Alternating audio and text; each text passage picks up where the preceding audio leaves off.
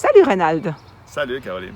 Alors, merci de prendre un moment pour nous répondre au sujet de la prairie fleur de foin. Alors, on est ici sur une parcelle à Vic que tu exploites depuis quelques années. Est-ce Ouais. que tu peux nous dire quelques mots sur cette parcelle et comment tu as commencé là? Ouais, alors c'est une parcelle anciennement cultivée par un arboriculteur. Donc il y avait des arbres fruitiers ici. Ça s'appelle la parcelle du stand. Donc il y avait un stand de tir pour le tir à 300 mètres comme des bons Suisses. Et puis cette parcelle a été abandonnée par l'arboriculteur. Et puis à un moment donné, la commune de Vic m'a demandé si moi je voulais pas refaire un verger ou faire quelque chose sur cette parcelle. Alors j'ai renoncé au verger directement pour le moment. Comment ça se fait? T'en avais assez? Ouais, j'avais assez de pommes, j'avais assez de boulot. Par contre, je trouvais intéressant d'avoir cet endroit. C'est un terrain assez séchard. Ça veut dire quoi en termes séchage? Séchard qui n'est pas très profond au niveau de la terre. Donc beaucoup, très caillouteux, D'accord. très léger. Et puis, dans le cadre du réseau écologique de Nyon Région, on avait besoin d'un endroit pour mettre une compensation écologique et une prairie source qui est actuellement une prairie source pour la fleur de foin. D'accord. Oui, alors tout à fait. Au fait, on s'est mis ensemble avec des agriculteurs. Donc la région de Nyon, il y a plusieurs réseaux, hein. Il y en a un qui s'appelle La Frontière aussi, qui est un peu plus haut vers Chezereuil. Il y en a un qui est au cœur de la côte, côté Vinzel, Loing, Gland. Et puis ici à Vic, on est sur la région de Nyon, donc le réseau agroécologique de Nyon. Et puis c'est tous les agriculteurs qui désiraient au fait participer à mettre en réseau, comme c'est marqué, un réseau, c'est on met plusieurs compensations écologiques qui se touchent un peu pour permettre à toute la biodiversité de pouvoir avoir un canal de transfert, un peu des autoroutes, des routes et des autoroutes à animaux et à papillons. D'accord. C'est un peu l'idée de faire des réseaux qui permettent d'avoir une meilleure qualité de biodiversité au fait, dans la région. Ok, parfait. Et puis ce qu'on peut voir, peut-être parler de la haie, là, on en parlait à Caroline, ça c'est une haie qui a entre 5 et 6 ans, je ne me rappelle plus exactement la date, mais c'est ce que va devenir notre haie autour du jardin. Ah, parfait. Donc on la voit, elle grandit, on va la maintenir un petit peu à une certaine hauteur, à peu près à hauteur d'homme, ou un petit peu plus haut pour certaines essences. Mais voilà ce que ça va donner, ça va permettre aux passereaux de se mettre dedans, à certains insectes. Voilà, une belle haie de biodiversité. D'accord, super, merci Reynald. Est-ce que tu peux nous expliquer la différence entre une prairie normale et une prairie comme celle-là, qui est donc une prairie source fleur de foin? Ouais. Alors, une prairie normale, il y a deux styles de prairie normale. Il y a la prairie où on va faucher rapidement, donc on va faucher pour avoir de la qualité de fourrage pour les vaches, pour la nourriture. Et puis, il y a la prairie après qui est une prairie écologique, où on va plutôt favoriser les insectes, les papillons. Et puis là, on a un foin qui est beaucoup moins, qui est de moindre qualité, on va dire, qu'on va donner plutôt aux chevaux, aux genisses, mais pas aux bétail laitiers, par exemple. D'accord, puis ça va être fauché quand? Parce que les foins pour les vaches, ça a déjà été fauché. Donc, ouais, alors on fauche souvent fin mai, on va dire, fin mai, début juin. Et puis, pour garder cette qualité, là, on a vraiment encore de la matière verte. Quand on fait de la luzerne aussi, on a du feuillage, donc quelque chose on appelle ça appétant, donc c'est appétant pour les vaches. Et puis, on a la fauche du 15 juin. Donc, le 15 juin, ça a été défini 15 juin, mais des fois, comme cette année, on est un peu plus en avance, donc ça pourrait être le 1er juin, mais bon, l'État a dit 15 juin, donc c'est 15 juin. Et avant le 15 juin, on ne peut pas les enlever pour favoriser justement la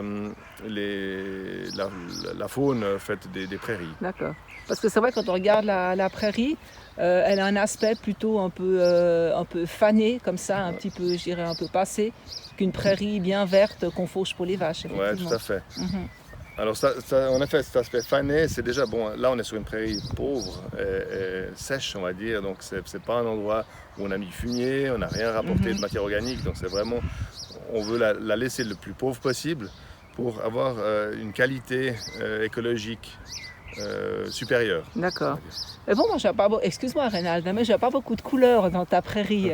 Moi, j'aurais imaginé une prairie source comme ça, très très colorée. C'est pour ça que j'ai mis une chemise avec de la couleur, comme ça.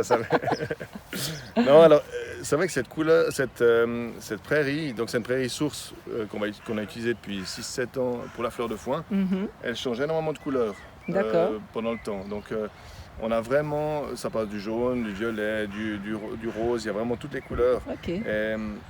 Ce qui est important maintenant, c'est d'attendre la maturité au fait, de cette prairie pour pouvoir la réensemencer. Donc il faut vraiment une maturité de graines. Il faut que les graines soient prêtes pour être ensemencées parce qu'une graine verte ne va pas pousser. Il faut qu'une graine soit mûre pour pouvoir redonner vie à une plante. Donc c'est ce qu'on attend là. Est-ce que tu peux me montrer un peu plus en détail Oui. ce que c'est la maturité d'une plante? Alors on va essayer de voir. Si on prend là de la gramineille, on voit que les graines commencent à devenir un peu brunes, on va dire, un peu sèches. D'accord. Si on compare avec autre chose qui est encore un peu en fleurs, D'accord. donc c'est pas mûr.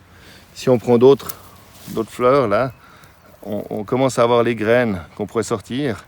Et il faut vraiment que ce soit à maturité. Là, on n'est encore pas à maturité. C'est encore pas assez sec? Ouais, on a eu ce régime de bise avant qui a retardé. Maintenant, on a un régime froid et humide, ce qui fait qu'on pensait pouvoir semer la semaine passée, mais ce sera plutôt fin de cette semaine. Je pense que ce sera mûr. On voit déjà certaines plantes, comme celle-là, où on a déjà, les fleurs commencent à faner, puis dedans, on a déjà des graines qui se préparent et qu'on va pouvoir ensemencer. Donc, en fait, le moment clé pour récolter cette prairie, au fait, pour faucher cette prairie, c'est au fait où il y a le plus possible de graines qui sont à maturité. Voilà. Oui, tout à fait. Il faut qu'on attende vraiment qu'il y ait vraiment une bonne maturité pour que ça se transmence bien. Parce que c'est vrai que en règle générale, ça a toujours bien marché. Ces dernières années, on a toujours fait des belles prairies de foin, fleurs de foin, on va dire. Donc, quand on dit fleurs de foin, c'est parce qu'on prend une prairie, on prend de l'herbe, on la bottelle avec une machine, puis après on la met dans une épondeuse à fumier, et puis on l'épond. D'accord. Donc on fera une vidéo quand on le fera, comme ça vous verrez ce que c'est. Donc c'est un épandage naturel d'un produit qui vient d'une source proche. D'accord. L'idée c'est vraiment de garder notre biodiversité locale, au lieu d'acheter des semences qui viennent de Pétaouchnok, pour pas dire autre chose, mais d'utiliser vraiment celle-là à la base. Voilà, je vais te demander comment est-ce que ça a commencé cette prairie au fait. Alors la base de cette prairie, elle vient de Givrin ou de Gingin, je ne sais plus, il faudrait que je me renseigne.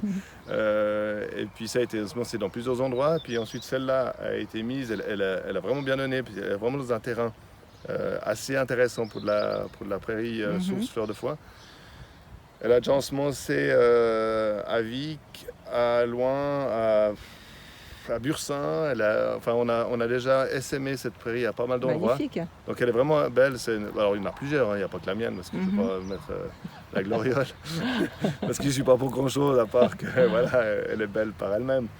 Mais c'est vrai qu'on l'utilise chaque année pour ensemencer beaucoup d'endroits. D'accord, donc ces prairies fleurs de foin, des prairies sources, c'est pas des prairies au fait où on a mis des graines achetées dans les commerces, un mélange de graines. Ça s'est fait naturellement avec les années au fait. Bon, il y a aussi la graine naturelle qui est dans le sol, parce qu'il y a déjà un stock grainier qu'on a dans les sols qui fait que ça pousse. Mais en plus là, on a amené vraiment une belle prairie ici.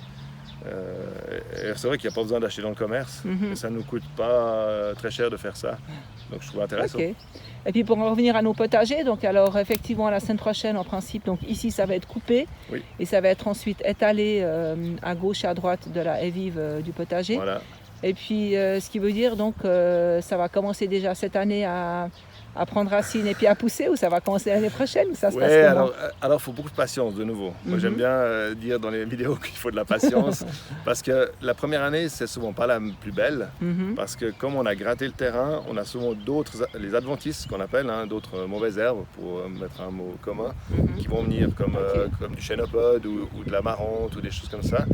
Et puis ça va un peu salir, ça va pas être très joli, mais dès l'année d'après normalement c'est bon parce que ces adventices, elles aiment bien le terrain nu, donc les terrains où il n'y a pas de culture. Puis du moment qu'il y a de la verdure dessus, elles ne poussent plus. D'accord. Donc la première année, il faudra accepter qu'il y ait un peu une espèce de prairie pas très jolie. Et puis ensuite, elle sera belle. D'accord. Et donc ça va être important, j'imagine, une fois que tu auras donc épandu cette fleur de foin au potager, de ne plus marcher dessus?